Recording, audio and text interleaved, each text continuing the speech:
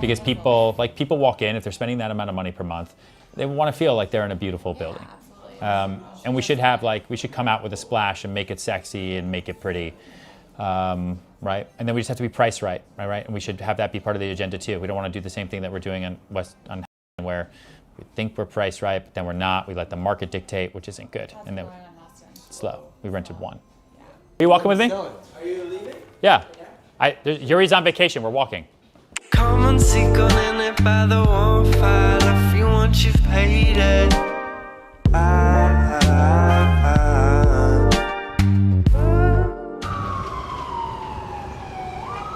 Why is everyone so worried? No, Yuri's great. We actually get some exercise. Hello. Good to see you. What's going on? How's everything? How you doing? Hey, man. Brian. We'll go up there and see it, but all the sheetrock came, and we're Okay. wrapping up the exterior on the upper floors. Okay. Elevator signed off. Hoist is coming down Monday. Awesome. Quick. Yeah. Expecting windows early next year, like first week of next year. Okay. And then should have the whole building wrapped up by then. And Awesome. then we're sheetrocking interior partitions in the meantime. So still spring for the model unit. Exactly. Okay. Cool. Let's go upstairs, and then we can work our way down. You've seen the final Facade. Facade, yeah. facade, Yeah. right? Yeah. Okay. Big view. Yeah, on the entry in the foyer. Stack dryer washer.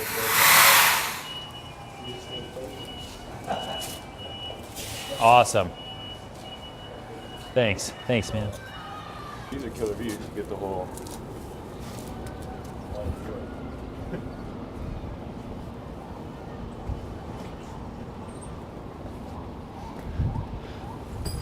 Excuse me. It's nice how unobstructed this is here. So you have from United Nations all the way down through the city. It's really cool. All right, let's work our way down. It's like you live across the bridge, but you live over here. Right. Yeah, so- Yeah. It's awesome. Views sell. I mean, listen, a buyer, if they wanted to, if they just want this as is, they can do a beautiful staircase here that's like a real spiral, not like the kill yourself kind. Yeah. That takes you right up there, but then you lose your home office. So, or a third bedroom. Right.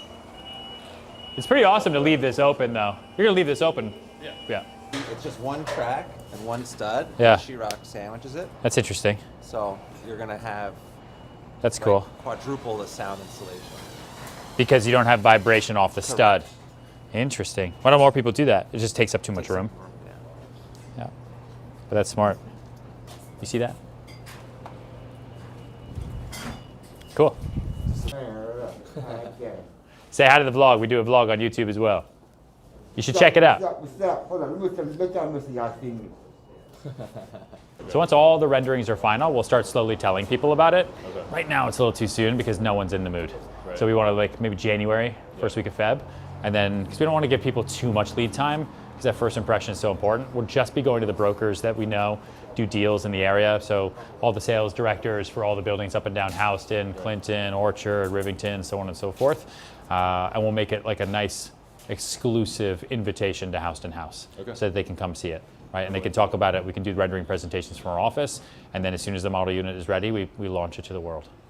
Is the way to go. Amazing. Yeah. Yeah, man. Good seeing you. Yeah, have a great Thanks week. for the walkthrough. Yeah, that's what he said. There we go. All right. Yeah. Nice to see you. All right, we'll head out. So when do you think the facade will be done? We'll have the windows before end of January, and then everything just gets wrapped up accordingly. So that we're looking at mid-February for our facade. By the Okay. time people can walk through a model unit, and then we're finishing interiors, the facade's done. We don't have exterior sheathing, and this place is coming down Monday, so you don't have this like invasive blockage of the views.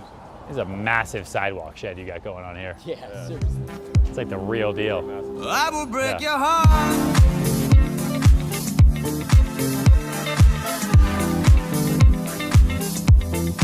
I will break your heart. We are all over the place today. So now we're back in the office. There's no Yuri, so I'm not in the car, and so a lot less car time right now. More office time, taxi time, subway time. The way I used to do it. Anyway, right now I have a conference call with a seller. We're trying to sell her penthouse on 19th Street, and we have to adjust the price. And she's not going to want to do it, and it's going to be really, really hard. And in this market where there's so much inventory and buyers have so many options and their location ambiguous, we have to have tough conversations with our clients all the time. And I'm just the broker. I don't own the apartment. I didn't build it. I didn't make the investment into it. I am just the broker. So I'm there for my clients to be a sounding board. One of the bigger issues I see with most real estate people, and kind of anyone in general, is they dislike confrontation so much that they have no communication.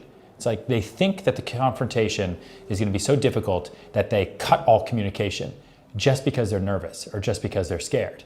So instead of picking up the phone and having a conversation or texting or sending an email and keeping everything going and keeping that dialogue going to let the client know that we're there for them all the time and, oh shit, market sucks, let's talk about it, they're too nervous because they don't want to go through any kind of confrontation or any kind of stressful conversation, so they just don't talk. And then they're like, oh, why did I get fired? Why the fuck do you think you got fired? Because you don't talk to your clients. Imagine being married. If you don't come home every day and tell your wife or your husband that you love them, and you just kind of walk around quietly and don't say anything, yeah, you might love them on the inside. Yeah, I mean, you might be doing nice things for them and working hard for your family. But if your partner doesn't know it because you don't say it and you don't show it, then you're going to get fired. And the same thing goes for clients. Did I miss you? It's been like a month without us walking together. Yeah. It's been a long time. Yeah. Everyone say hi to Hamway. Great. That was great. That was great. Yeah. Hamway's been busy. Busy with Sirhant Media Group, making videos for lots of our projects. So busy, busy, busy. So that stuff's gonna be exciting to show you all. Can you show them like a little quick teaser right now? No, okay, no. I thought you were gonna quickly go. You're not gonna even show them anything? No. Well, we talked about it on the vlog before. I'm doing my first large-scale rental building in Harlem called The Smile with the Blumenfeld family, Bjarke Ingels as the architect, and it's gonna be completely insane. And it's a different market. A couple years ago, I probably wouldn't have taken a rental building, but now it's important to diversify my business across the entire city, across all the boroughs and different types of clientele. The Smile and the idea with the video and everything that we're doing for that, and the reason we called it The Smile is because it's all about thinking different. It's all about marketing it differently. This isn't just a rental building in Harlem and hey, come see it if the pricing makes sense. This is a rental destination, right? This is about pulling people into our message and getting them excited. And when you hear the word smile, you smile. And you might smile because you're like, wow, that's a ridiculous name for a building. And then you think about it and you'll remember it, promise you. And then you look at the building and it actually looks like a smiley face because that's how they built it. It's literally a smiley face. Listen, we just wanted to have kind of an informal conversation with you about the market, feedback we've gotten, right? We've had a lot of showings, a lot of people through. We've been on the market now for over 2 months. It's a beautiful penthouse. But it just seems like to us that the market just isn't there. So now it's Thanksgiving week. Thanksgiving's on Thursday. And historically, we're going to go into a much slower time through December, and it becomes harder and harder to sell outdoor space. But the apartment shows beautifully, and we're all on the same page. Like, we want to sell your apartment for as much as possible. We're literally doing more for your apartment than I think I'm doing for all of my other listings combined. Which I don't know what that says about our others, but listen, there's a lot of communication with you, right? There's a lot of showings, a lot of events, the brunches and all that. Like, we're going above and beyond. Like, Mike lives there. Like, it is in our absolute best interest to get this done, but it also has to make sense. So I don't really know, because this is a new marketplace for us, where we go from here. Like, we can't be there doing open houses all day, every day, because the exposure, like we talked about before, is just too much. And to be honest, it will kill us. We've shown your apartment more than we've shown any apartment in the history of I think, my career. In terms of like time that's been dedicated into everything, because we believe in it, right? And we want to make you happy, and we're your brokers, and you hired us over hiring other people, and we don't want to let you down, right? We want to make you happy, and we want you to be proud of us, and we want you to let us sell your other apartments in the village and work with you on other things and introduce us to other people. Like, you would never do that, which is our whole business model, if we don't succeed on this one with you. But it just seems like the market is correcting against us much faster than we anticipated. And it's not just you, it's everywhere. It is. You'll see the reports, because we get them. the market is considerably worse than it was in the summer and considerably worse than it was in the spring. And listen, we're not salaried. Like, we don't eat food unless we sell properties. And so it's been very difficult. And there was a whole article in the New York Times this weekend about how the housing market is on the brink of a crash. And so you have a lot of people who are very, very, very nervous. So we either have to get ahead of this or we don't. And yes, there are buyers out there, but they're bottom fishing and they're shopping and they're trying to see as much as possible. And they go around and then they go to new development condominiums and they cut incredible deals at like 20% off because the developers need to move product and pay down their construction loan.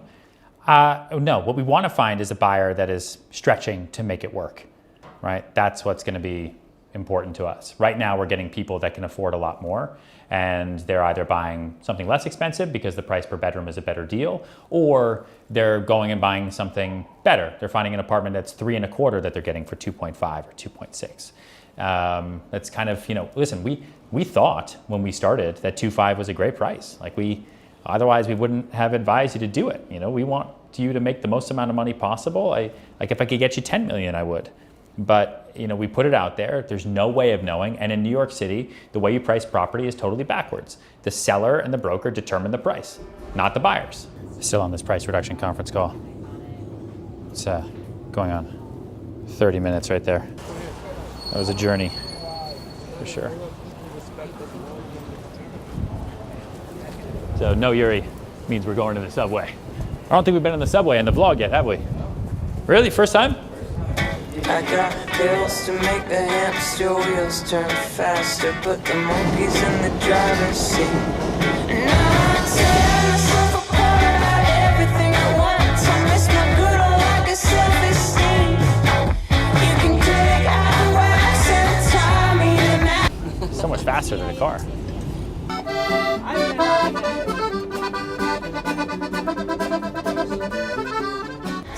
Gotta hear the siren scream. Don't listen to me.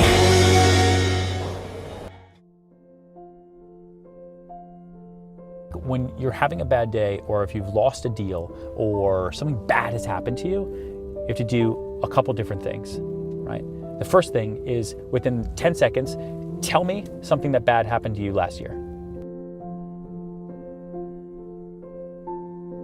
Now listen, if you lost someone, if someone died, sure. But what's something else? Something else. Actually, what happened to you in March? What happened to you in March that really pissed you off, that was bad? What bad day did you have in March? Can you think of it?